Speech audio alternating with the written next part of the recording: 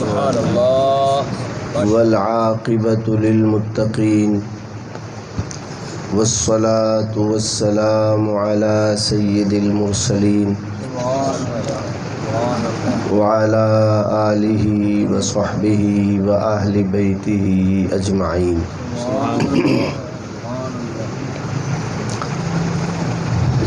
اما بعد فاعوذ باللہ من الشیطان الرجیم. بسم اللہ الرحمن الرحیم.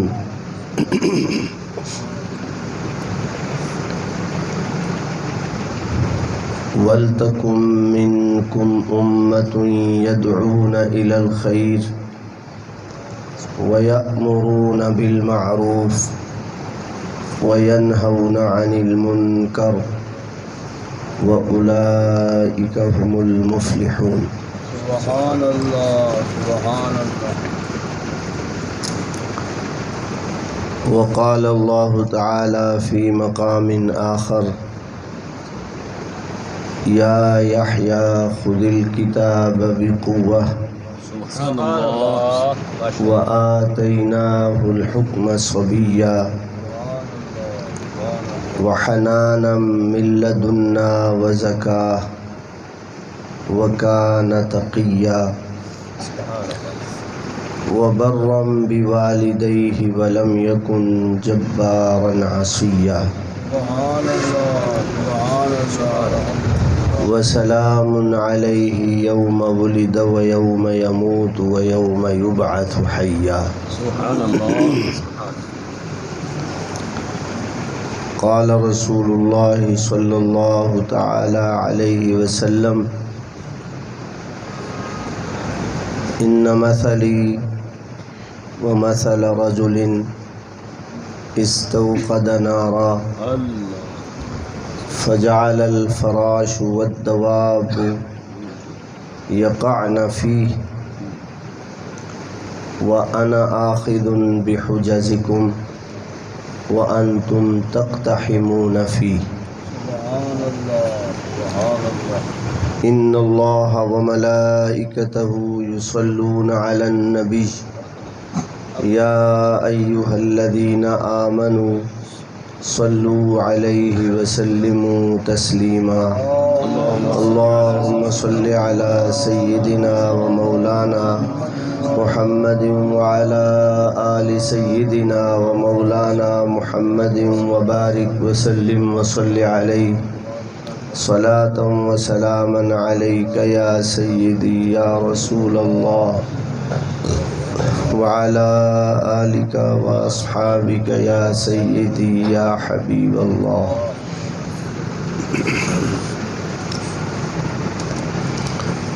صدر گرامی قدر استاد مکرم حضرت علامہ محمد رمضان قادری صاحب مدظلہ العالی، منتظم اعلیٰ استاد مکرم حضرت علامہ ریاض حسین صاحب سعیدی دامت برکاتہم العالیہ، اس ادارہ کے انتہائی معزز و محترم اساتذہ کرام، طلباء، انتظامیہ کمیٹی اور حاضرین محفل،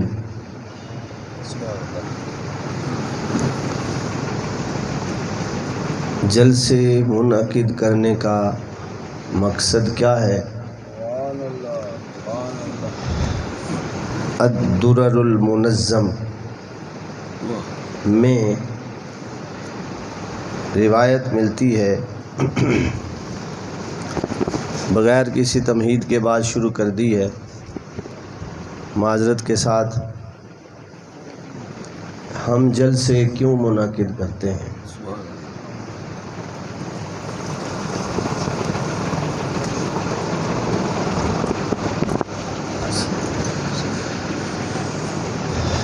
آئیے مدینہ شریف کی بارگاہ میں، مدینہ شریف کی گلیوں میں حاضری دیتے ہیں، ذرا گھوم لیتے ہیں۔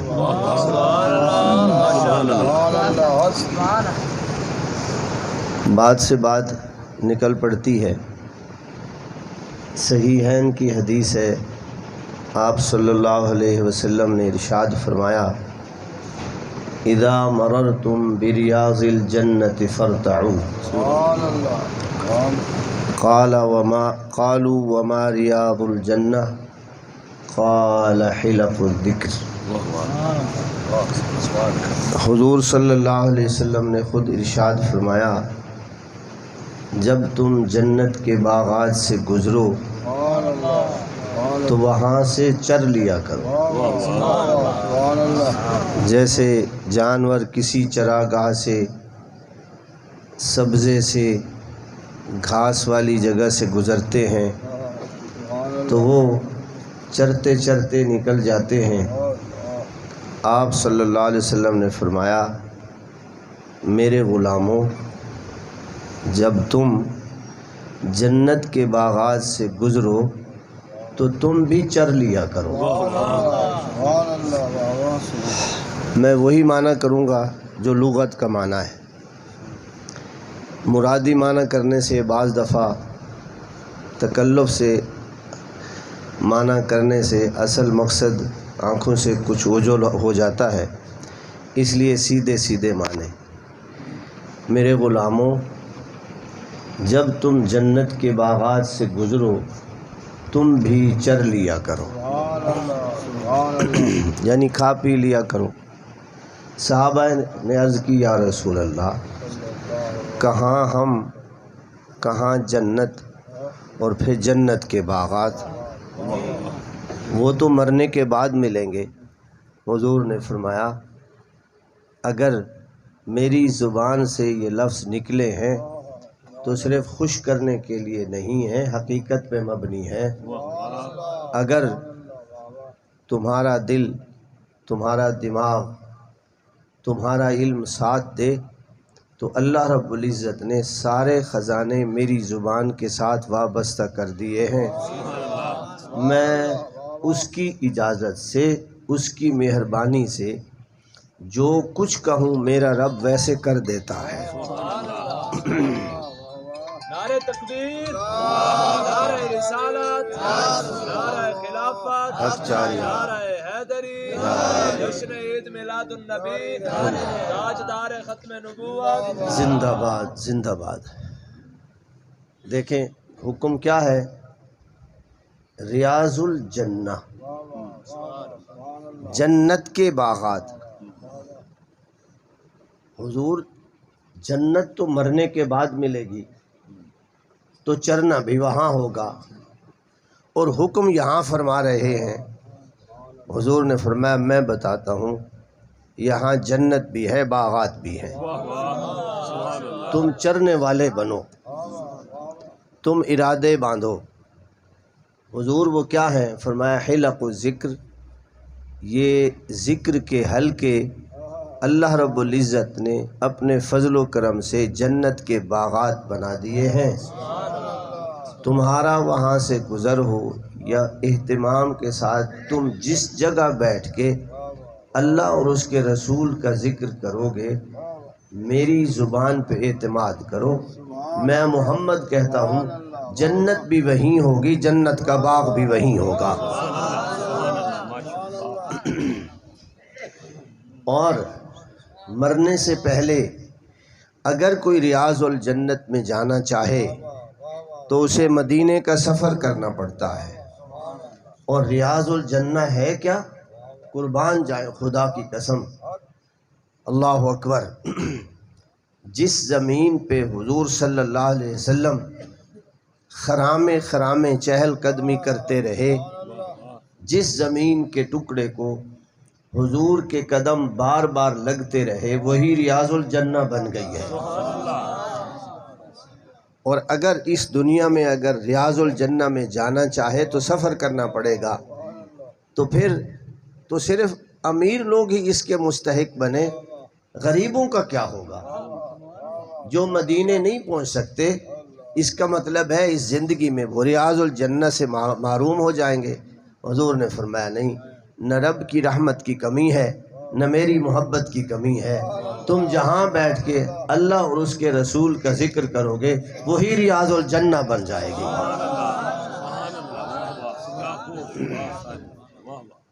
حضور پھر سوال کرتے ہیں، حضور جس زمین پہ آپ بار بار چلے ہیں، آپ کے قدم ہائے اقدس لگے ہیں، وہی ریاض الجنہ بنی ہے، ہم جہاں بیٹھیں گے وہاں تو آپ کے قدم نہیں لگیں گے۔ حضور نے فرمایا اگر میں نے کہہ دیا ہے تو پھر تم حلقے بناؤ، ذکر کی جگہ بناؤ، وہاں بھی میرا آنا جانا شروع ہو جائے گا۔ مکے سے مدینے تک محدود نہیں جلوے۔ ظہوری نے نعت لکھی نا، جب مسجد نبوی کے مینار نظر آئے، تو اس نعت کا ایک شعر یہ بھی ہے کہ مکے کی فضاؤں میں، طیبہ کی ہواؤں میں، ہم نے جو تجھ ادھر دیکھا سرکار نظر آئے۔ انہی کے شاگرد عبدالستار نیازی تھے، انہوں نے اسی بحر میں نعت لکھی اور یہاں سے شروع کی، جب مسجد نبوی کے مینار نظر آئے۔ تو چلتے چلتے انہوں نے بھی ایک شعر کہہ دیا۔ استاد نے کہا تھا مکے کی فضاؤں میں، طیبہ کی ہواؤں میں، ہم نے تجھ ادھر دیکھا سرکار نظر آئے۔ انہوں نے کہا مکے سے مدینے تک محدود نہیں جلوے، ہم نے تجھ ادھر دیکھا سرکار نظر آئے۔ نعرہ تکبیر، اللہ نعرہ رسالت، نعرہ خلافت، نعرہ حیدری، جشن عید میلاد النبی۔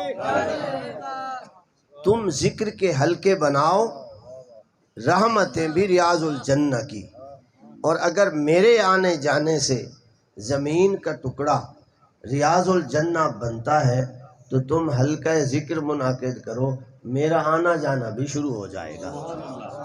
خوش نصیب ہیں وہ لوگ جو مختلف اوقات میں وقت نکال کے حضور کی محفلوں کے جلسے منعقد کرتے ہیں اور اپنے گھر کو ریاض الجنہ بناتے ہیں۔ مسجد ویسے ہی خدا کا گھر ہے۔ اللہ رب العزت آپ کی حاضری اور آپ کے صدقے میری حاضری قبول فرمائے۔ ہم یہ جلسے کیوں منعقد کرتے ہیں؟ حضرت عباس جو حضور کے چچا ہیں رضی اللہ تعالی عنہ، غزوہ بدر میں قیدی بنے، اور پھر اللہ کی مہربانی، حضور کی شفقت، آپ مسلمان ہوئے اور پھر ہجرت کر کے مدینہ طیبہ تشریف لے آئے۔ اور جب آپ لوگ مدینہ طیبہ حضور کی بارگاہ میں حاضری کے لیے باب السلام سے یوں آہستہ آہستہ مواجہ شریف تک پہنچتے ہیں، تو وہاں کا جو نقشہ ہے وہ اس طرح ہے کہ آپ یوں سمجھ لیں اس کونے میں آپ صلی اللہ علیہ وسلم کا روضہ اقدس ہے اور ہم ادھر سے انٹر ہوتے ہیں، اور جب ادھر سے داخل ہوتے ہیں نا، مسجد میں داخل ہوتے ہی اگر ہم تھوڑا سا دائیں طرف نگاہ کر کے دیکھیں، وہاں ایک گول پائپ لگا ہوا ہے۔ یہ ترکوں کی نشانیاں ہیں۔ مسجد وسیع ہوئی ہے، ترک بنانے والے تھے، انہوں نے اس وقت کے مدینے کی ایک ایک شے کسی نہ کسی نشانی کے ساتھ محفوظ کی ہے، اسے پرومیننٹ کیا ہے کہ بعد میں آنے والا اگر تاریخ پڑھ کے اس جگہ کا تعین کرنا چاہے تو اس کے لیے آسان ہو۔ تو جو پائپ لگا ہوا ہے دیوار میں، وہ پائپ نشانی ہے کہ یہ حضرت عباس رضی اللہ تعالی عنہ کا گھر تھا، اور پرنالہ اس لیے لگایا، وہ پائپ پرنالہ ہے، پرنالہ اس لیے لگایا ہے پائپ کی صورت میں کہ حضور صلی اللہ علیہ وسلم کے چچا حضرت عباس نے جب گھر بنایا، اور ظاہر ہے غربت تھی، اور قربان جائیں حضور کی سادگی اور حضور کی خیر خواہی اور ہمدردی پر۔ میں یہ لفظ آپ سے کہلواؤں گا، کس پر؟ حضور کی سادگی، ان کی خیر خواہی، خیر خواہی کس پر؟ ایک دفعہ پھر خیر خواہی پر۔ دو جہان کے سردار ہیں، حضرت عباس نے گھر بنایا ہے، گھر بنانے کے بعد ظاہر ہے ایک آدمی تھے، بچے چھوٹے تھے، تو گھر بنایا ہے، پر نالا لگانے کی باری آئی تو خود نہیں لگایا پر نالا، حضور سے مدد مانگی، حضور نے پر نالا فٹ کیا، گھر کی چھت میں پر نالا حضور نے فٹ کیا، حضور نے پر نالا لگایا۔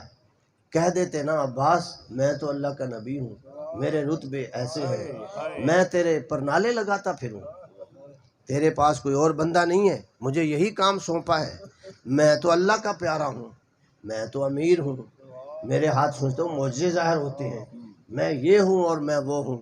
قربان جائیں حضور کی خیر خواہی پر۔ کہا چچا پہلے کہا ہوتا دیواریں بھی بنواتا۔ پر نالا حضور نے فٹ کیا، وقت گزرا اور آپ صلی اللہ علیہ وسلم وصال فرما گئے۔ حضرت ابو بکر صدیق کا دور گزرا، حضرت عمر کا دور آ گیا، بارش شدید ہوئی اور پرنالے کے ساتھ ہی چھوٹی سی گلی تھی، وہاں سے لوگ گزر کے مسجد نبوی میں داخل ہوتے تھے۔ بارش کے ہوتے ہوئے پرنالہ بہہ رہا تھا، لوگ جو گزرے، ظاہر ہے بارش کا پانی لوگوں کے کپڑوں پر پڑا، سب کے کپڑے بھیگ گئے، ظاہر ہے اس میں مٹی مکس تھی، مٹی کے داغ بھی لگ گئے، گارا لگ گیا۔ حضرت عمر رضی اللہ تعالیٰ عنہ نے دیکھا کہ جو بھی اس راستے سے گزر کے آیا ہے، پرنالے سے گرنے والے میلے پانی سے کپڑے میلے ہو گئے ہیں، خراب ہو گئے ہیں۔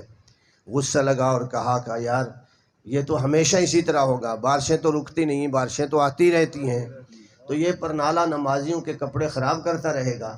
غصے میں آ کے پرنالہ اکھاڑ کے پھینک دیا اور کہا عباس پرنالہ کسی اور سائڈ پہ لگاؤ۔ قربان جائیں حضرت عباس نے غصہ نہیں کیا، ہم ہوتے تو ایک کی بجائے 100 گالیاں دیتے۔ کتنا غصہ آتا ہے ہمیں، تھوڑا سا کو کہہ دے تھوڑا سا یار ساتھ ہو جا، یار یوں نہ کر، ہم پہلے تو اسے نظروں سے ہی گھائل کر دیتے ہیں، اور اگر وہ نہ سمجھے تو پھر ہماری زبان کھل جاتی ہے اور کیا کچھ کہتے ہیں۔ دیکھیں حضرت عمر رضی اللہ تعالیٰ عنہ اگرچہ امیر المؤمنین ہیں اور بادشاہ ہیں، لیکن حضرت عباس نے کیا کہا، غصے نہیں ہوئے، نے کہا عمر فیصلہ تمہارا بھی ٹھیک ہے، لیکن تمہیں بتا دوں یہ پرنالہ اپنے مبارک ہاتھوں سے ہمارے آقا نے لگایا تھا۔ حضرت عمر نے حضور کا نام سنتے ہی بس جو کچھ ہوا ان کی کیفیت پہ جو گزرا اور پھر جو کچھ ہوا، قربان جائیں پریشان ہو گئے، آپ دیدہ ہو گئے اور کہا چچا پھر پرنالہ لے آؤ لگاتے ہیں۔ پرنالہ تھوڑا سا اونچا تھا، اب حضرت عمر قد میں بڑے تھے، قد ان کا اونچا تھا، اس کے باوجود بھی نیچے کھڑے ہو کے پرنالہ صحیح جگہ فٹ نہیں ہو سکتا تھا۔ اب کیا ہو سکتا تھا، چونکہ امیر المؤمنین تھے، خلیفہ وقت تھے، بادشاہ تھے، یہ کہتے نا چچا تم نیچے کمر جھکاؤ میں چڑھ کے پرنالہ فٹ کرتا ہوں، یہ نہیں کیا، بلکہ کہا میں امیر المؤمنین ہوں اپنی جگہ، تم حضور کے چچا ہو، میں جھکتا ہوں، میری کمر پہ چڑھ کے دوبارہ پرنالہ فٹ کرو۔ پرنالہ فٹ کیا اور دیکھیں باوقت کا بادشاہ جھکا ہوا ہے اور حضور کے چچا ان کی کمر پہ چڑھے ہوئے ہیں۔ خیر بتا یہ رہا ہوں یہ گھر ہے حضرت عباس کا، آپ اگر قدم بقدم چلتے چلتے ریاض الجنہ اور مسجد نبوی میں پہنچیں تو بمشکل اس وقت بھی 50 قدم، جیسے یہاں سے لے کر وہ دیوار ہے، بمشکل 50 قدم بنتے ہیں۔ یہاں گھر تھا اور آپ کے 4 بیٹے تھے، روز بلال آغا بیٹوں سمیت حضور کے پیچھے نماز پڑھتے تھے۔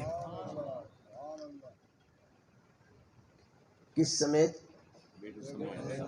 بولیے ایک دفعہ پھر،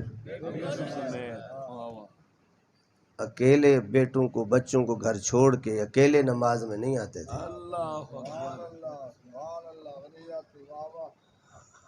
بیٹے چھوٹے تھے نہ کہتے سوئے رہیں کوئی بات نہیں ہے میں پڑھاتا ہوں، یہ بڑے ہوں گے سمجھ جائیں گے، نہیں، جتنے بھی چھوٹے تھے بیٹوں کو نماز پڑھنے کے لیے ساتھ لے آتے تھے، ٹھیک ہے؟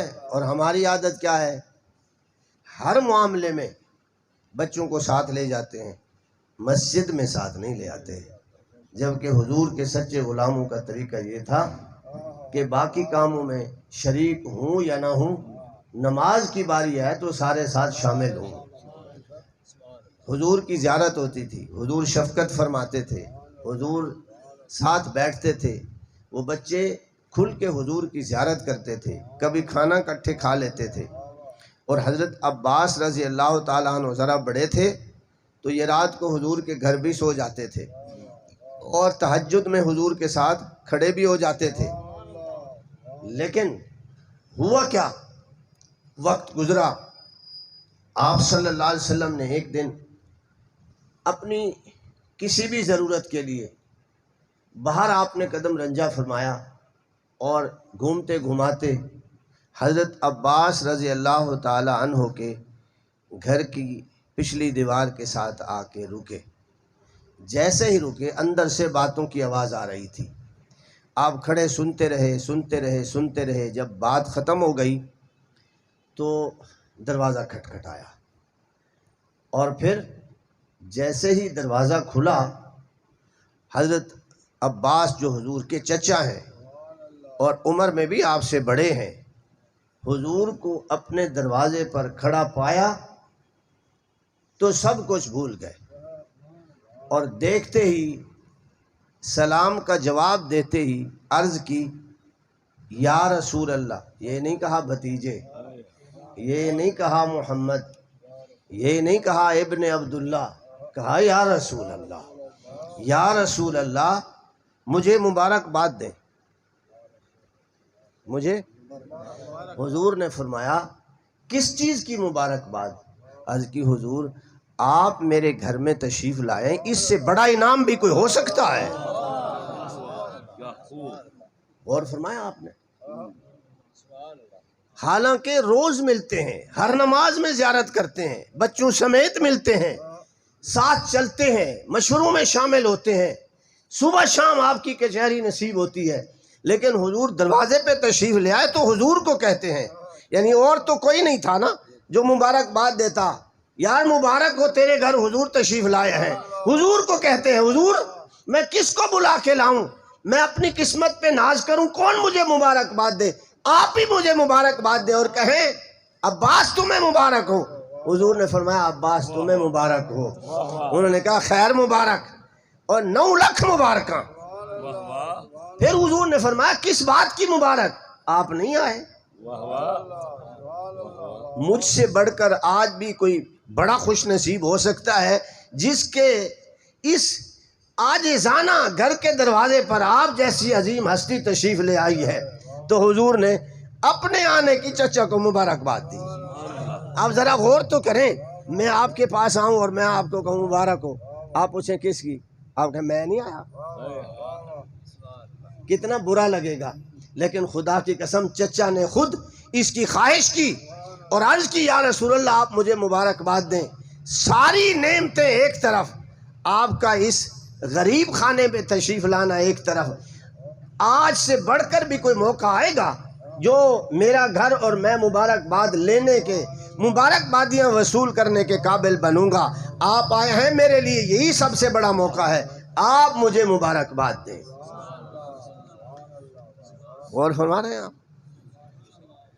حضور صلی اللہ علیہ وسلم اندر تشریف لے گئے، بیٹھے اور پھر پوچھا چچا باتوں کی آوازیں آ رہی تھیں، فرمائیے کیا کہہ رہے تھے، کیا کہہ رہے تھے؟ عرض کی یا رسول اللہ میرے یہ 4 بچے ہیں، زمانے کی ہوا بڑی خراب ہے، زمانے کی ہوا بڑی خراب ہے، میں ہر روز عشاء کی نماز کے بعد انہیں نصیحت کرتا ہوں اور آپ کی شانیں سناتا ہوں، آپ کے تذکرے کرتا ہوں، آپ کے بارے میں بتاتا رہتا ہوں کہ کہیں کسی بری محفل میں بیٹھ کے آپ کو نہ بھول جائیں، میری یہ عادت ہے، اور مجھے خطرہ رہتا ہے کہ کسی ایسی ویسی محفل میں بیٹھے اور آپ کو بھول گئے، آپ کا قانون بھول گئے، آپ کا دین بھول گئے، آپ کا طور طریقہ اور اسوہ بھول گئے، آپ کی باتیں بھول گئے تو پھر میرے پاس کیا بچے گا؟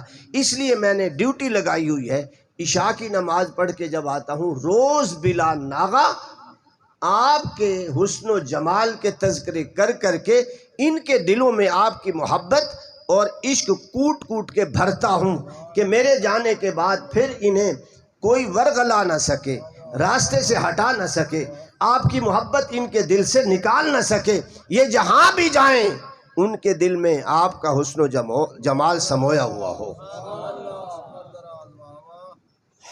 اللہ اکبر۔ یہ بات آپ نے سنی تو آپ نے فرمایا قد حلت لک شفاعتی، چچا اگر آپ اپنے بچوں کو میری محبت کے روزانہ بھر بھر کے جام پلاتے ہیں تو سن زبان مصطفیٰ سے تمہارے لیے انعام ہے، اس عمل پہ میری شفاعت تمہارے لیے واجب ہو گئی ہے۔ میں آپ سے پوچھ لوں کس کام پہ شفاعت ملی ہے؟ آپ کو سمجھ آئی ہے؟ اور دوسروں کو نہیں، اپنے بچوں کو۔ دوسروں کو ہر کوئی نصیحت کرتا ہے اور اپنے بچوں کا خیال نہیں کرتا۔ ہر ایک کے لائکس اینڈ ڈس لائکس ہیں، ہر ایک کی پسند ناپسند ہے، وہ جس کو پسند کرتا ہے اس کے تذکرے کرتا ہے۔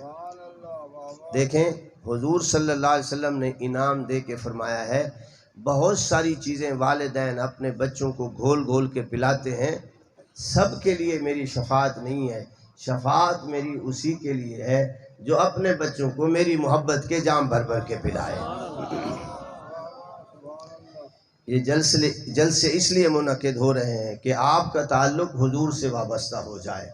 زمانے کی ہوا اگر اس وقت خراب تھی تو آج کون سی اچھی ہے؟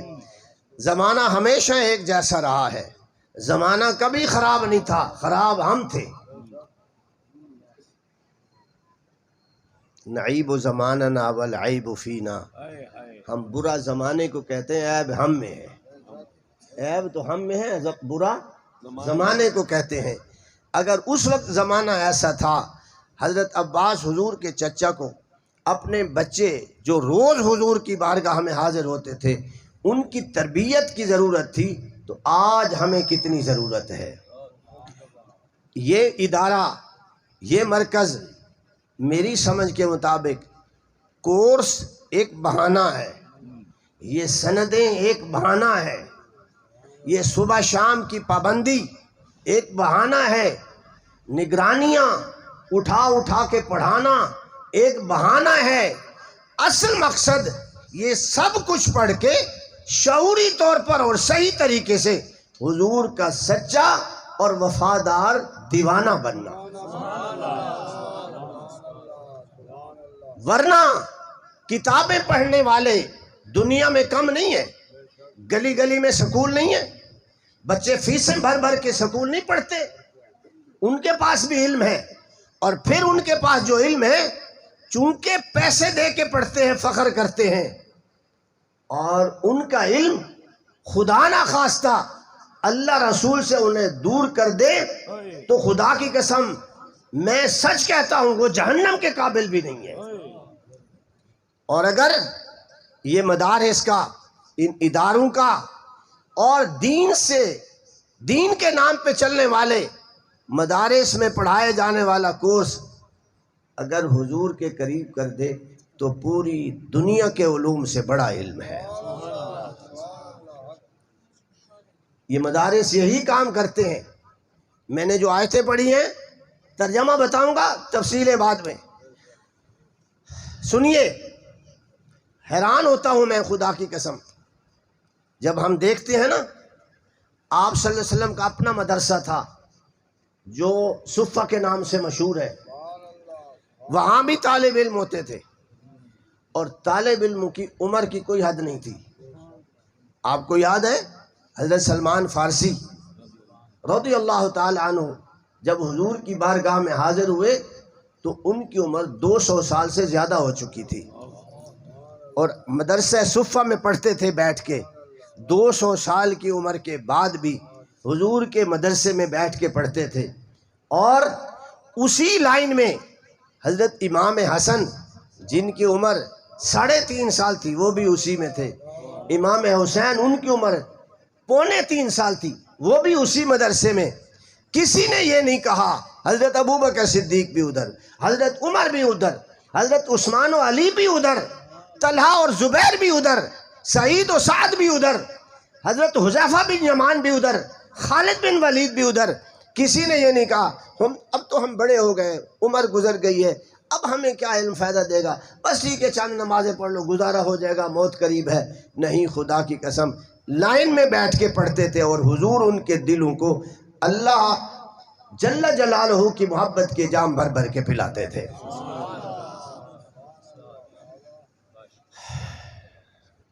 طریقہ کار کیا تھا؟ حضور کیا پڑھاتے تھے؟ ریاضی پڑھاتے تھے، کیمسٹری بایو پڑھاتے تھے. آج کل کے مروج علوم یہ پڑھاتے تھے؟ صرف قرآن پڑھاتے تھے. اور پڑھانے کا طریقہ کیا تھا؟ آپ کھڑے ہو کے پڑھاتے اور ہر ایک کی عمر اور سبق کے مطابق اسے پڑھاتے تھے. میں آپ کو بس تھوڑا سا مثال دے کے سمجھاتا ہوں. مثلا آپ کی عادت تھی کہ جب بھی کوئی کام کرتے دائیں طرف سے شروع کرتے، اور ایک دفعہ ایسا بھی ہو گیا آپ نے پانی پیا اور گلاس بڑھایا کہ باقی پانی یہ پیے. اللہ کی شان، ہمیشہ حضرت ابوبکر صدیق دائیں طرف ہوتے تھے، ہمیشہ. لیکن آج ایسا ہوا کہ حضرت ابوبکر صدیق دیر سے پہنچے تو بائیں طرف بیٹھے ہیں، دائیں طرف حضور صلی اللہ علیہ وسلم کے کزن آپ کے چچا زاد بھائی حضرت عباس بیٹھے. حضرت عباس، عبداللہ بن عباس، حضرت عبداللہ بن عباس جیسے گلاس دیا دیتے ہوئے رک گئے اور پھر دے دیا. یوں گلاس کیا کہ ابوبکر صدیق ہوں گے، لیکن آگے بچے تھے حضرت عبداللہ بن عباس، لیکن عادت تھی دینے کی، یوں دینے لگے جھج کے اور پھر دے دیا. اور پھر صبر نہ ہوا، حضور کو صبر نہ ہوا اور فرمایا عبداللہ اگر آپ ناراض نہ ہوں تو یہ گلاس ابو بکر کو دے دیں. قانون یہی تھا، ابدأ بمن تعول الایمن فالایمن، دائیں طرف سے شروع. قانون یہی، دے بھی دیا. اگر نہ دیتے کوئی پوچھتا نہیں، یا کہتے عبداللہ مجھے دے دو اور چپ کر کے دے دیتے. کسی کا انکار تھا؟ نہیں، قانون یہ نہیں تھا. فرمایا عبداللہ یہ گلاس ابو بکر کو دے دو. آگے وہ بھی حضور کا شاگرد تھا نا. عرض کی حضور کیوں؟ بس میرا دل کر رہا ہے کہ یہ میرا جھوٹا ابو بکر پئیں. حضرت عبداللہ بن عباس، حضور یہ آپ کا حکم ہے، یہ آپ کا حکم ہے یا تجویز ہے؟ آپ نے فرمایا حکم نہیں ہے. فرمایا اگر حکم نہیں ہے نا، میں آپ کے جھوٹے کے لیے اپنے سے بڑھ کر کسی کو مستحق نہیں سمجھتا. اگر حکم نہیں ہے نا، حکم ہوتا تو میں پابند تھا آپ کو دے دیتا، وہی پیتے. لیکن حکم نہیں ہے نا، صرف مشورہ کیا مجھ سے، اب میری مرضی میں دوں یا نہ دوں. مشورہ اگر ہے تو پھر سنو، اپنا مشورہ اپنے پاس رکھو. آپ کا جھوٹا بڑی مشکل سے مجھے ملا ہے، میں اس جھوٹے کے لیے، اس برکت کے لیے اپنے آپ سے بڑھ کر کسی اور کو مستحق نہیں سمجھتا. منہ سے لگایا اور پی گئے. اور پھر حضور صلی اللہ علیہ وسلم نے برا نہیں منایا، ورنہ کہتے یار میں نے کہا بھی ہے، اشارے سے سمجھ جاتے ہیں، میری بات ہی نہیں مانی، لوگوں کے سامنے میری انسلٹ کر دی ہے، کراس کوئسچن کرنے لگ گیا ہے. صاف دل تھے نا، کچھ بھی نہیں کہا، ٹھیک ہے تیری مرضی ہے، تو دے یا نہ دے. خیر حضرت عبداللہ بن عباس بھی ان شاگردوں میں تھے. اور پھر حضور کیسے پڑھاتے؟ مثلا ان کا سبق ہے، فرض کر لیتے ہیں تلک الرسل فضلنا بعضهم على بعض منهم من کلم اللہ ورفع بعضهم درجات. ان کو پڑھائیں گے، جب ان کی زبان پہ پورے لفظ آ جائیں گے پھر ان کے پاس ان کا سبق ہے تبارک الذی بیدہ الملک. یہاں کھڑے ہیں، ایک دفعہ ان کی زبان پہ وہ لفظ چڑھ گیا ہے، 2 دفعہ 3 دفعہ 4 دفعہ 10 دفعہ، جب پوری آیت ان کی زبان پہ چڑھ گئی ہے تو ادھر آ گئے. اگلا شاگرد، پھر چوتھا، 5واں، پوری لائن سے گھوم کے آتے، پھر اس کے پاس آ جاتے. انہوں نے یاد کیا ہوا ہے تو پھر آگے بتاتے. وَآتَيْنَا عِيسَى ابْنَ مَرْيَمَ الْبَيِّنَاتِ وَأَيَّدْنَاهُ بِرُوحِ الْقُدُسِ، ان کی زبان پہ چڑھ گیا تو پھر ادھر حضور یوں پڑھاتے تھے، یوں ایک ایک پہ توجہ دیتے تھے، اور ایسی توجہ دیتے تھے کہ پھر جو بھی شاگرد نکلا ہے انہوں نے انقلابات پیدا کیے ہیں، پھر ان کی نظر بھی جس شاگرد پہ پڑی ہے دنیا کا بے مثال بندہ بنا دیا ہے۔ یوں تربیت کی ہے، صرف شاگرد نہیں بنایا، خدا کی قسم شاگرد بنا بنا کے دنیا کا لیڈر بنایا ہے، لوگوں کو پیچھے چلانے والا بنا کے بھیجا ہے۔ اور پھر آپ دیکھیں، غور کریں، خدا کی قسم صحابی جدھر جدھر گیا ہے پھر اس دنیا میں انقلاب پیدا ہوا ہے۔ شاید آپ کو یاد ہو، آپ تاریخ پڑھیں، یہی کردار سازی یہ مدرسے کرتے ہیں۔ مدارس کی ذمہ داری کیا ہے؟ لفظ رٹوانا نہیں ہے، بہترین کردار کا حامل بنانا ہے۔ قرآن و حدیث سمجھانا صرف مطلوب نہیں ہے، بلکہ قرآن کے احکام کا اس قدر عادی بنانا ہے کہ اگر کوئی ان کو نہ بھی کہے پھر بھی قرآن کے حکم پہ جان دینے کے لیے تیار ہو جائیں۔ چائنا کی تاریخ پڑھیں تو چائنا میں اسلام کیسے پھیلا؟ 2 صحابی وہاں گئے اور وہاں کے حالات کو دیکھ کے انہوں نے دکان بنائی۔ کیا بنائی؟ دکان بنائی۔ جیسی تیسی دکان تھی، دکان چلتی رہی چلتی رہی چلتی رہی۔ ایک دن ایسا بھی آیا، انہوں نے جا کے تبلیغ نہیں شروع کر دی، مسجد مدرسہ نہیں بنایا، دکان چلا رہے ہیں، دونوں ان میرڈ ہیں، دکان چل رہی ہے۔ اب فرض کریں جو سامان صحابی کی دکان پہ ہے یہی سب سامان سامنے والے ایک دکاندار کی دکان پہ ہے۔ اب آمنے سامنے دکان ہے، صحابی دیکھ رہا ہے، اس کی دکان پہ آج کوئی گاہک نہیں چڑھا، سارا دن سامان پڑا ہے، بندہ بیٹھا ہے، لیکن کسی خریدار نے سامان نہیں خریدا۔ اس کی دکان پہ جو بھی آیا ہے سامان خرید کے لے گیا ہے۔ شام جب ہوئی نا تو گاہک دکان پہ چڑھا، سامان موجود تھا۔ صحابی نے کہا یار یہی سامان میرے پاس ہے، یہی سامان سامنے والے اس بندے کے پاس ہے، تو وہاں سے جا کے خرید۔ اس نے کہا کیوں؟ نے کہا بس میری رائے ہے آپ وہاں سے خرید لیں۔ انہوں نے وہاں سے سامان خریدا۔ دکاندار دیکھ رہا ہے کہ سامان اس کے پاس موجود ہے لیکن پھر بھی گاہک میرے پاس بھیجا ہے، ٹھیک، وہاں سے سامان خریدا اور چلا گیا۔ دوسرا خریدار چڑھا، اس کو کہا یار وہاں سے خرید لے۔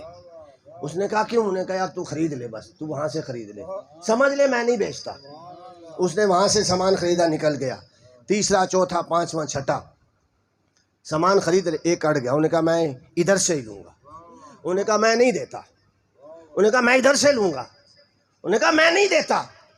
جب تکرار بڑھی تو اس نے کہا یار سامان تو پڑا ہے، میں تیرے پاس سے لینے آیا ہوں، تو دیتا کیوں نہیں ہے؟ اس نے کہا سن یار، صبح سے لے کر اب تک میں دیکھ رہا ہوں اس کی دکان پہ گاہک نہیں چڑھے، میں بھیج رہا ہوں، میں نے آج کی روزی روٹی کما لی ہے، اور اگر اس کی بکری نہ ہوئی، اس کی سیل نہ ہوئی تو شام تک بچوں کو گھر کے لیے کیا لے جائے گا؟ اس لیے میں چاہتا ہوں سامان اس کی دکان سے خریدو تاکہ وہ بھی اپنے بچوں کی روزی کما لے جائے۔ اس نے کہا چلو ٹھیک ہے۔ وہاں گیا تو اس نے کہا یار کس بات پہ تکرار ہو گئی؟ حالانکہ وہ کافر تھا۔ کیا تھا؟ ہم مسلمانوں کو معاف نہیں کرتے، ہم مسلمانوں کو معاف نہیں کرتے۔ صحابی کافر کا بھلا کر رہا ہے، اس لیے کہ حضور جو رحمت للعالمین ہے، رحمت دل میں حضور کے در سے لے کے آئے تھے۔ بھئی کس بات پہ تکرار؟ انہوں نے کہا اس بات پہ۔ اس بات پہ وہ میرا بھلا سوچ رہا ہے۔ ظاہر ہے اس کا دماغ بدلا، سوچ بدلی، دل دماغ بدلا، ساری اس نے زندگی کو کھنگال کے دیکھا کہ یار یہ کوئی عجیب مخلوق ہے، میرے فائدے کی خاطر اپنے گاہک میرے پاس بھیج رہا ہے۔ اور صحابی یہ بھی تو کر سکتے ہیں نا، جو منافع سارا دن کمایا صدقہ کر دیتے، یہ بھی تو مدد ہو سکتی تھی نا۔ ایسا نہیں کیا، اس نے دکان بند کی اور صحابی کے پاس اور پوچھا تم کہاں سے آئے ہو؟ کبھی میں نے آپ کے بارے میں پوچھا نہیں، انہوں نے کہا پوچھتے ہو تو ہم بازار مدینہ سے آئے ہیں۔ انہوں نے کہا بھئی اتنی ہمدردی میرے بارے میں تمہیں کہاں سے آئے؟ انہوں نے کہا ہمیں مدرسے میں یہی تو سمجھایا گیا ہے، سردار بن کے نہیں رہنا اور پیسہ کا پیر بن کے نہیں رہنا، پیسہ پرست بن کے نہیں رہنا، لوگوں کے بھلے کرنے کے لیے اپنا منافع بھی دینا پڑے، یہ سبق ہمیں حضور کی زبان اقدس سے ملا ہے۔ انہوں نے کہا اچھا پھر کیوں کیا؟ انہوں نے کہا یار میں دیکھ رہا ہوں صبح سے لے کر شام تک تو نے کچھ نہیں بھیجا، شام کو بچوں کے لیے کیا لے جائے گا؟ خالی ہاتھ گھر جائے گا، مجھے شرم آ رہی ہے، میں بھی تمہیں دے سکتا ہوں لیکن تم ممکن ہے قبول کرو نہ کرو، پھر خالی ہاتھ جاؤ، میں نے گاہک بھیج دیا ہے، گاہک تمہیں منافع دے گے، تم بھی خوش خوش گھر جاؤ اور اپنے بچوں کے لیے رزق کما کے لے جاؤ۔ اس نے کہا یار اتنا مہربان، اتنا مہربان۔ ظاہر ہے صحابی تو رات کو سو گئے نیکی کر کے، ان کو تو اطمینان تھا، وہ ساری رات نہیں سویا، وہ سوچتا رہا یار ایسی بھی مخلوق ہے، دے کے احسان بھی نہیں کرتا، میرا مال بکوا کے مجھے فائدہ پہنچا رہا ہے، میرے بچوں کا اسے اتنا احساس ہے، یار کتنا رحم دل ہے، کتنا ترس آ رہا ہے میری غربت پہ، میری ضرورت کا اتنا خیال ہے اسے۔ صبح جب آیا اور کہا کہ یار یہ محبتیں، یہ احساس ہمدردی اگر میں لینا چاہوں تو مجھے بھی مل سکتا ہے۔ صحابی رسول نے کہا کہ بات یہ ہے، یہ تو رب کی رحمت ہے، یہ تو رب کی رحمت ہے، لیکن دل پاک ہونا چاہیے۔ عشق کرمدہ ازلی قطرہ تے میں دے وسناہی، کنانو منگدیاں ہاتھ نہ آوے اور کسی کنان دے راہی، یعنی اگر آپ کا دل پاک ہو جائے تو یہ نعمت آسان ہے۔ اس نے کہا دل کیسے پاک ہوگا؟ انہوں نے کہا پاک اسی طرح ہوگا، میرے نبی کا نام لو، میرے رب کا نام لو، دل سے دل پاک ہو جائے گا۔ اس نے کہا اچھا پھر ٹھیک ہے، جس دین پہ تم ہو مجھے وہ دین سکھاؤ۔ دین سیکھنا شروع ہو گیا۔ بات کہاں سے شروع ہوئی؟ محض احساس ہمدردی، یہی سبق ہے۔ صرف اب دیکھیں اس صحابی نے کوئی کہا کہ قرآن پڑھ، صحابی نے یہ کہا حدیثیں پڑھ، میرے پاس آ کے شاگرد بن، اتنے سال لگا پھر تجھے دین سکھاؤں گا، نہیں، جو دین سیکھا تھا چلتا پھرتا دین تھے، اور مدارس یہی کچھ کرتے ہیں، اور بغیر کسی جھجک کے میں یہ کہہ سکتا ہوں، حقیقت ہے، بس نام لیتا ہوں، پوری تفصیل آپ کو پتہ ہے۔ یہ ابھی جو ٹرانسجنڈر کا شور مچا ہوا ہے، سنا ہوا ہے، سب نے سنا ہوا ہے۔ اب آپ دیکھیں یہ 18 مئی 1918 کو پاس ہوا ہے اور اس کو دبا کے رکھا گیا ہے۔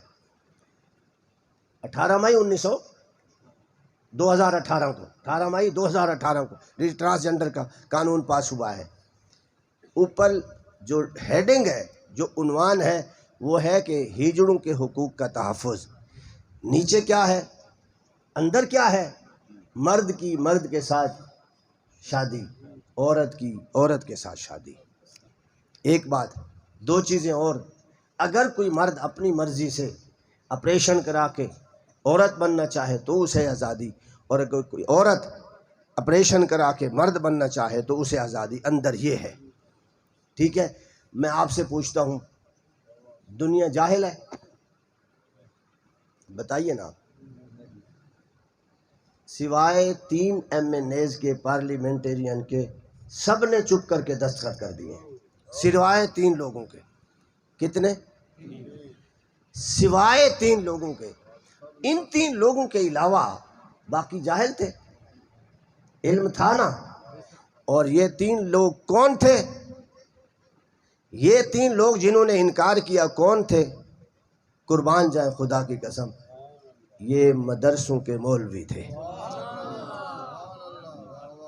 مدرسوں کے مولوی تھے۔ کہاں گئے تمہارے ڈاکٹر، تمہارے انجینئر، تمہارے MNAs؟ میں یہ نہیں کر رہا وہ ان پڑھ ہیں، میں نے کہا وہ پڑھے لکھے نہیں تھے، تعلیم ایسی تھی، تربیت ایسی تھی یہی خوراک دی گئی تھی، یہی ماحول بنایا گیا تھا، ذہنی طور پہ وہ مطمئن ہو گئے تھے، پڑھتے رہے، سائن کرتے رہے. اور اس وقت جو صدر تھا ممنون حسین تھا، ممنون حسین صدر تھا اس وقت، اس نے بھی سائن کر دیے. اور میں خدا کی قسم کھا کے کہہ سکتا ہوں، اگر آپ نے اس کا جنازہ دیکھا ہے تو صرف 5 آدمی ہیں. صدر پاکستان کے جنازے میں صرف 5 آدمی. صدر پاکستان کے جنازے میں صرف 5 آدمی، جنازہ پڑھنے والے صرف 3. 2 گنے لے کے کھڑے ہیں کہ یہ اٹھ کے بھاگ نہ جائے، اس کو شوٹ کر دیں گے تاکہ یہ مرا رہے. 2 گارڈ اور محافظ ہیں، میت کا تحفظ ہو رہا ہے. اور سٹریچر پہ پڑا ہے، 3 بندے جنازہ پڑھ رہے ہیں. اس نے سائن کیے. دیکھیں رب کی مخالفت. صدر ممنون حسین تمہارا کیا خیال ہے؟ پاگل تھا، ان پڑھ تھا، جاہل تھا؟ پڑھا لکھا تھا، دنیاوی تعلیم تھی، سب کچھ تھا خدا کی قسم، لیکن اللہ کے قانون کے ساتھ ٹکر لیا ہے تو جنازہ کیسا ہوا ہے. اور ادھر خادم حسین رضوی کو تو اب ساری دنیا جانتی ہے. روز ڈاکٹر مر رہے ہیں، انجینئر مر رہے ہیں، اور کاروباری لوگ مر رہے ہیں. امام مالک نے کہا تھا لوگ جانیں گے حق پہ کون ہے اور باطل پہ کون ہے، ہمارے جنازے بتائیں گے. خدا کی قسم خادم رضوی کے جنازے نے بتا دیا ہے حق پہ کون ہے.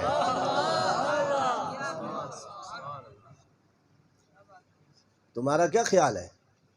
حضور صلی اللہ علیہ وسلم کے درس سے پڑھنے والے ایسے لوگ ہوتے ہیں. اور بچوں آپ کے لیے میری گزارش ہے، بڑے لوگ پڑھے لکھے ہیں، ان کو سمجھ ہے، آنکھیں بند کر لیں، خود بخود اندھے ہو جائیں تو ان کی مرضی، علم سارا ہے ان کو. لیکن کوئی بھی آدمی دین کو ذاتی مسئلہ نہیں سمجھتا، پھنس جائے تو پھر ذاتی مسئلہ. ویسے ذاتی مسئلہ دین کا کوئی بھی نہیں لیتا. اپنا ذاتی مسئلہ سمجھ کے سامنے آ جائے، جیسے گھر کی حفاظت کرتا ہے، بیٹے کی حفاظت کرتا ہے، بیٹی کی حفاظت کرتا ہے، مال کی حفاظت کرتا ہے، کاروبار اور دکان کی حفاظت کرتا ہے. دین کی حفاظت کے لیے بھی اگر کوئی ایسا آ جائے تو اس کو محمدی کہتے ہیں. مدارس یہی گھول گھول کے پلاتے ہیں. مدارس 8 سال رکھ کے یہی جذبہ دیتے ہیں، تمہارا گھر کدھر ہے، تمہارا خاندان کدھر ہے، تمہارا کاروبار کیا ہے. ظہوری نے ایک شعر کہا تھا، کہتے ہیں نعت خوانی ہے پیشہ میرا، لوگ کاروبار 1000 کرتے ہیں. محبت رسول ہے پیشہ میرا، ہم یہی کاروبار کرتے ہیں. طالب علموں، کتابیں رٹنے کا نام علم نہیں ہے. اگر ہم اس وقت جائزہ لیں، ناراض نہ ہونا سمجھ کے بات، آپ جتنا پڑھ گئے ہیں نا، صحابہ اس سے کم پڑھے لکھے تھے. حافظوں کی تعداد کتنی ہے حضور کے دور میں؟ بمشکل 200. حضور کے دور میں صحابہ کرام جو حافظ بنے کتنی تعداد تھی؟ صرف 200. اور آج کتنے ہیں؟ اگر لفظ رٹنے سے سب کچھ ہوتا تو خدا کی قسم ان 200 صحابہ کرام کا اثر دنیا پہ نہ ہوتا. صرف لفظ نہیں سیکھے، حضور کے کردار کی خوشبو لے کے نکلے ہیں.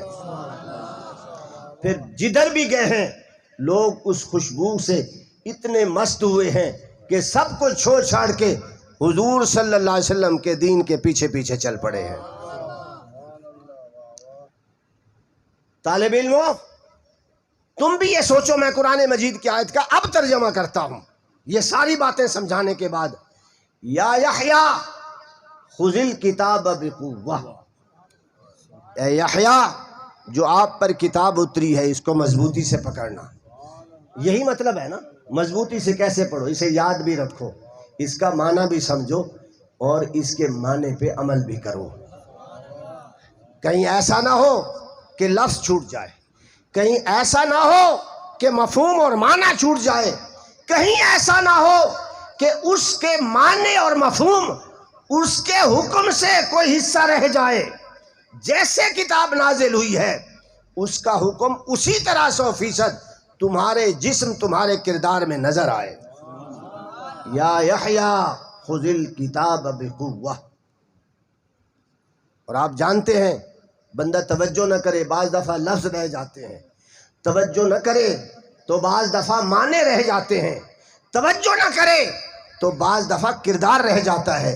اور سب سے زیادہ جو نقصان ہوتا ہے وہ کردار میں ہوتا ہے. حافظ دیکھو بہترین حافظ، تلفظ بہترین، الفاظ اور لہجہ بہترین، اس کی آواز لوگوں کو مشہور کر دیتی ہے، لیکن جب کردار کی بات آتی ہے تو دیکھنے والا شرمندہ ہو جاتا ہے. اللہ نے فرمایا یحییٰ میں تمہیں بھی کتاب دے رہا ہوں، اسے مضبوطی سے پکڑنا، لفظ بھی یاد ہوں، معنی بھی یاد ہوں، اس کے حکم پہ عمل بھی یاد ہو. اور مدارس کی یہی ذمہ داری ہے کہ ان کے پاس جو آئیں یہی سیکھ کے جائیں. اور باہر والے لوگ چندہ دینے کے بعد یہ نہ کہہ جائیں ہمارے محتاج ہیں. خدا کی قسم کوئی کسی کا محتاج نہیں ہے کوئی کسی کا. تم کہہ سکتے ہو کہ ہم ان بچوں کے پالن ہار ہیں، بتاؤ کہہ سکتے ہو. میں ممکن ہے آپ میں سے کوئی ایسا سخی بھی بیٹھا ہو جو سال میں اس مدرسے کو 10 لاکھ بھی دیکھتا ہو، 20 لاکھ بھی دینے والا ہو. 20 لاکھ دینے کے بعد تم کہہ سکتے ہو میں ان بچوں کا رب ہوں؟ کہہ سکتے ہو پالن ہار میں ہوں؟ نہیں نا. تم کیا سیکھو اس سے؟ جو کچھ قرآن میں ہے، جو کچھ یہ بچوں کو تقسیم کر رہے ہیں، آپ کو اگر توفیق ملے پیسے نہ دو، قرآن کے کردار کی خوشبو لے کے جاؤ.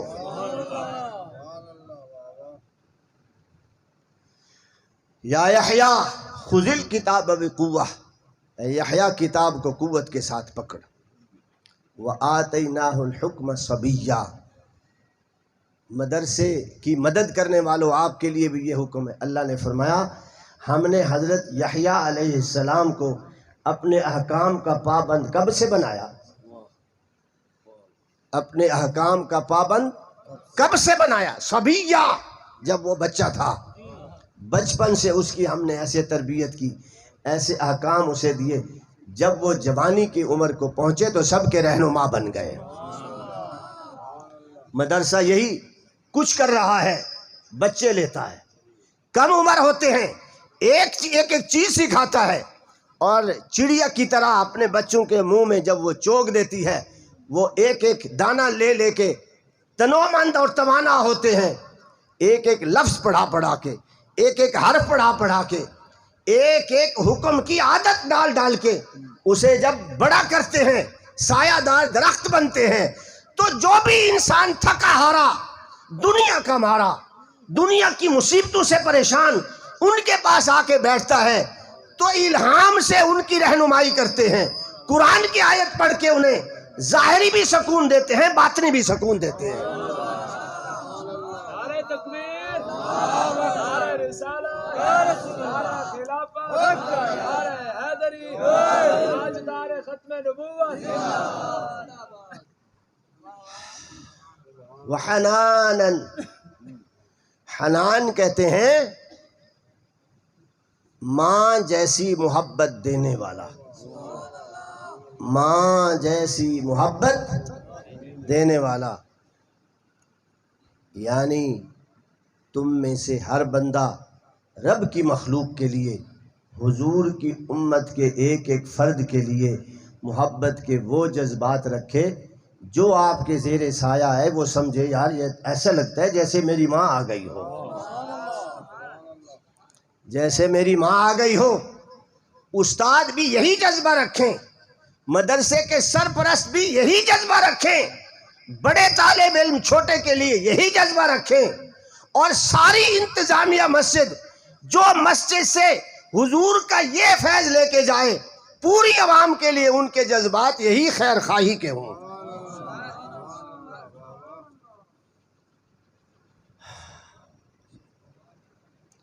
وزکاہ، زکوٰۃ کا مطلب ہوتا ہے پاک کرنا. یہ قرآن، یہ تقریریں، یہ پروگرام، یہ مفتی صاحب کی کاوش اور پوری انتظامیہ کی کاوش، یہ سارے پیسے، یہ سارے انتظامات اس لیے ہیں کہ جو بھی آئے اس نور سے ایسا سرمایہ لے کے جائے، ایسا کیمیکل لے کے جائے، وَزَكَاهُ، اس کا دماغ بھی پاک ہو جائے، اس کی زبان بھی پاک ہو جائے، اس کی نظر بھی پاک ہو جائے، اس کی سماعت بھی پاک ہو جائے، اس کا ظاہر بھی پاک ہو جائے، اس کا باطن بھی پاک ہو جائے، اس کو خیال آئے تو پاکیزہ، سوچے تو پاکیزہ، کرے تو پاکیزہ۔ جب ظاہر اور باطن پاکیزہ ہوگا، رب کیا کہے گا؟ رب فرماتا ہے ان الذین قالوا ربنا اللہ ثم استقاموا تتنزل علیہم الملائکہ، وہ اس قدر پاک ہو گیا ہے، چلتا زمین پہ ہے، اللہ کہتا ہے فرشتوں ذرا اس کی زیارت تو کر کے آؤ۔ تتنزل علیہم، فرشتے پاک ہیں نا، وہ ایسے نازل ہو جائیں گے کسی گنہگار پہ، وَزَكَاهُ کا پیکر اور مجسم ہوگا تو پھر کیا ہوگا؟ فرشتے اس پہ اتریں گے۔ اور تتنزل کا معنی یہ نہیں ہے کہ ایک دفعہ اتریں گے، تنزل میں تکسر کا معنی پایا جاتا ہے، بار بار اس کی بارگاہ میں آ رہے ہیں، مٹی کا بنا ہوا بندہ، خاکی میں نہاد اور آدم زاد، اور فرشتوں کی طہارت مثالی ہے، لیکن اس نے ہر شے سے اپنے آپ کو محفوظ کر کے اس قدر اپنی ہر شے ظاہر و باطن میں پاکیزہ بنا لی ہے کہ اللہ فرماتا ہے فرشتوں تم اپنی جگہ پاکیزہ، لیکن اس کے ساتھ ہزاروں خواہشات ہیں، ہزاروں خواہشات سے منہ موڑ کے اپنے دل کو بھی بچا کے بیٹھا ہے، دماغ کو بھی بچا کے بیٹھا ہے، کردار کو بھی پاکیزہ رکھ کے بیٹھا ہے۔ اب اس قابل ہو گیا ہے کہ وہ تمہیں دیکھنے عرش پہ نہیں آئے، عرش سے اتر کے تم اس کی زیارت کو جاؤ۔ وَبَرًّا بِوَالِدَيْهِ وَلَمْ يَكُنْ جَبَّارًا عَصِيًّا، والدین کے لیے انتہائی نیک، انتہائی خدمتگار، انتہائی عاجز و منکسر، اور آگے کیا؟ وَلَمْ يَكُنْ جَبَّارًا عَصِيًّا، اے یحییٰ کتاب کا اثر تم پہ ایسا ہو کہ جابر بن کے نہ پھرو، بڑے بن کے نہ پھرو، لوگوں کو اپنی نگاہوں، اپنے لفظوں اور اپنی قوت کے ساتھ زیر کرتے نہ جاؤ، بلکہ اس کو محبت کے ساتھ یوں اٹھاؤ کہ وہ ہر شے کو بھول جائے، تمہاری محبت و شفقت کو نہ بھولے۔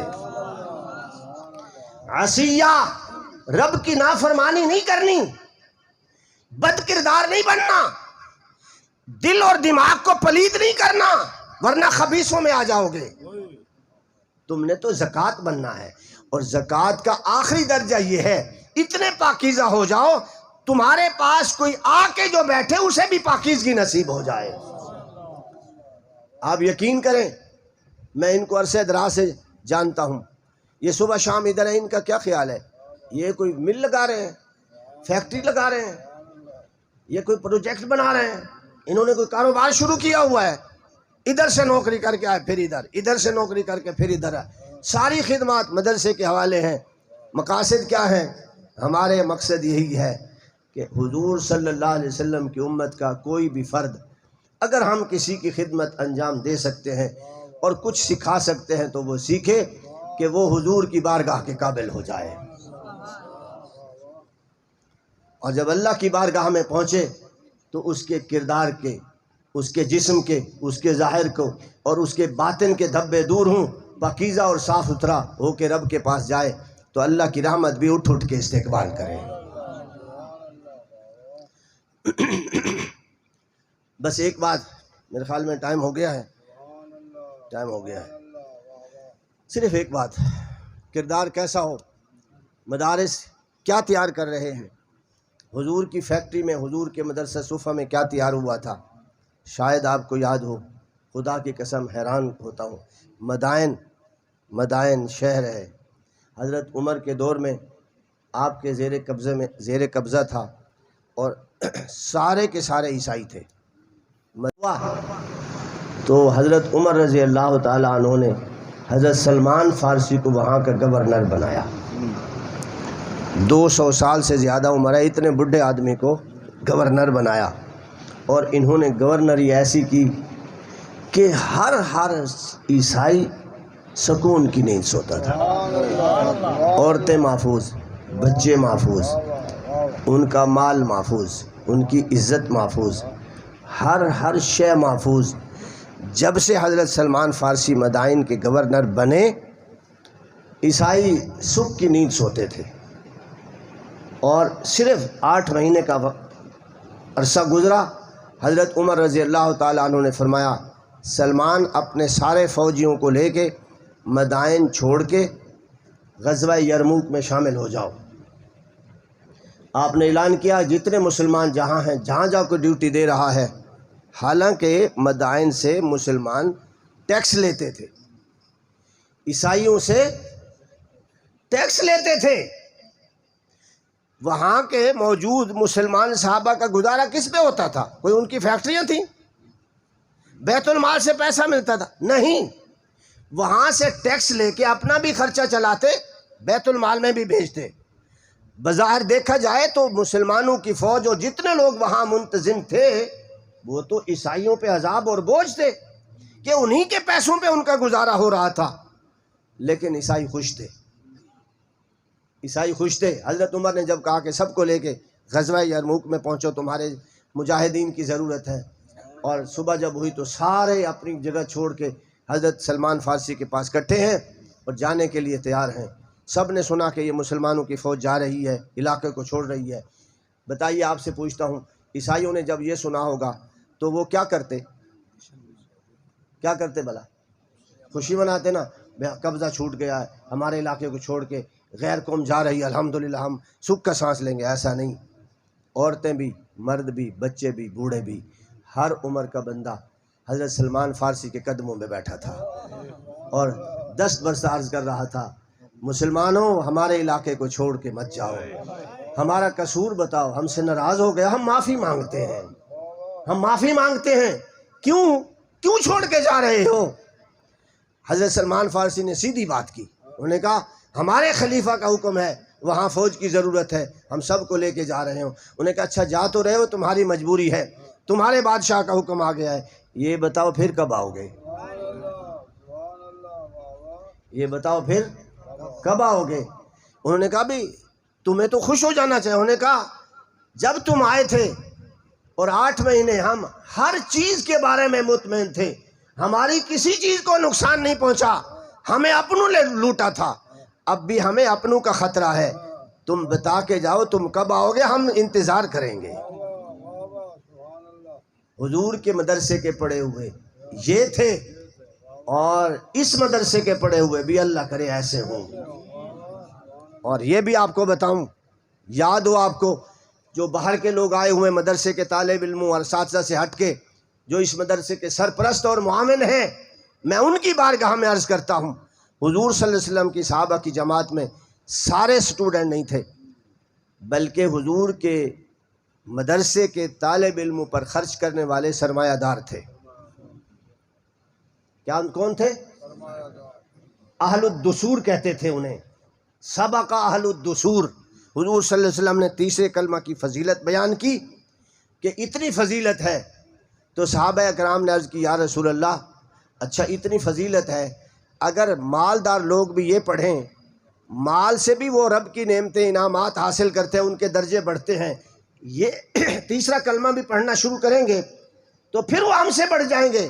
حضور نے فرمایا یہ رب کی تقسیم ہے، یہ رب کی تقسیم ہے کہ مال و دولت والے یہ وظیفہ پڑھیں تو تم جیسا ثواب انہیں، لیکن تم پہ جو وہ خرچ کرتے ہیں اس کی وجہ سے وہ تم سے آگے نمبر لے جائیں گے۔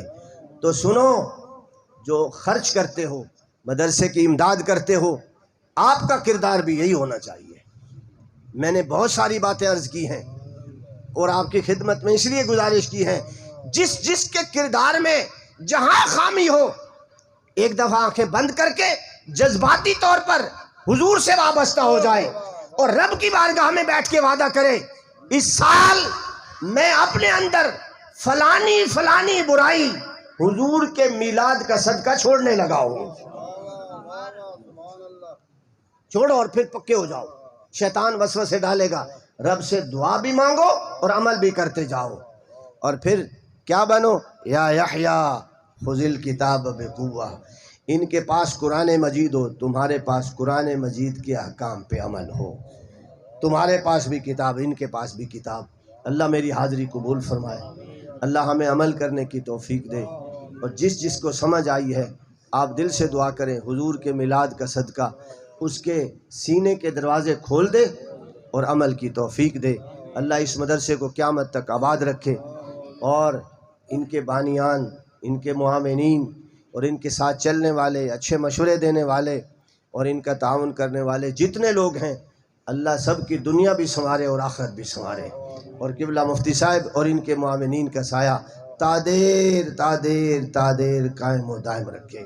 وآخر دعوانا ان الحمدللہ رب العالمین۔